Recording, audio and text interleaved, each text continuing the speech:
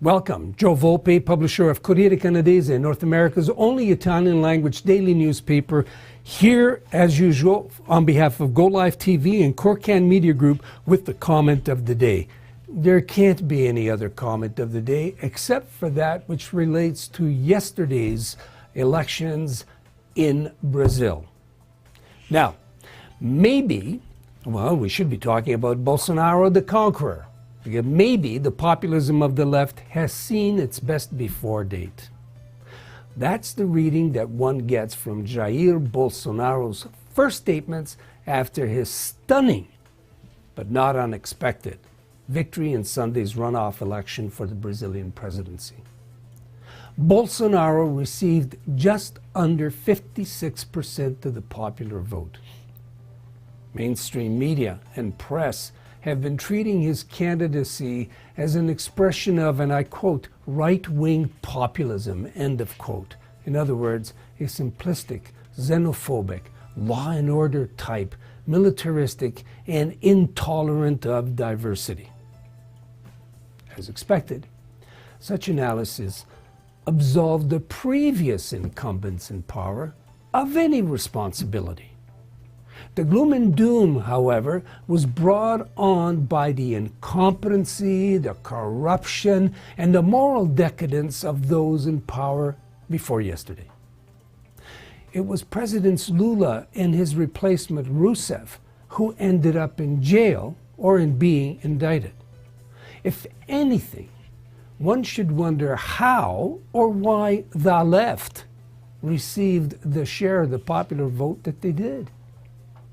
On public security side, Brazil's 61,283 murders last year, a murder rate that is 29.53% per, or 29.3 murders per 100,000 inhabitants, indicates both a complete collapse of respect for human rights and social responsibility.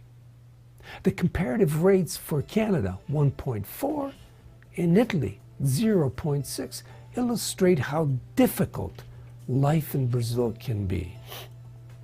On the economic side, Brazil's economy, among the top 10 in the world in terms of GDP, thanks both to its human resources reservoir and its plentiful natural resources, has been underperforming. Its rate of growth in the first half of this year was a disappointing 0.58%. That's just over half a point. However, more telling is the relative collapse of its economic ability to produce and sustain wealth. Its gross domestic product has dropped to $2.005 trillion in U.S. funds from a high of 2.616 trillion US dollars. If you're keeping track, that's a loss of net worth of 21.5%. The per capita GDP reflects the impact on individuals. From a high of $11,915 expressed in American dollars to a current US dollars of 10,888. Any way you look at it, it's fair to expect that the citizenry would want its managers to reverse that trend and to establish policies that work towards those goals. It's not surprising that the advocates for the so-called, quote, grander ambitions of the collective interests, end of quote, have been sounding hollow and appearing shallow. They have not been listening and have suffered electoral defeats of classic proportions. Ontario and Quebec are but two recent Canadian examples. The tattered political lives of David Cameron in Britain, former Premier Renzi of the PD in Italy, and now Angela Merkel of the CDU in Germany are others. Who's next? Bolsonaro does not come across as a pale image of Donald Trump. His first statements are not about himself, but rather of the big picture obligations he acknowledges for himself and his party. Quote, "We have to learn to live together, to discover that wealth that was ours.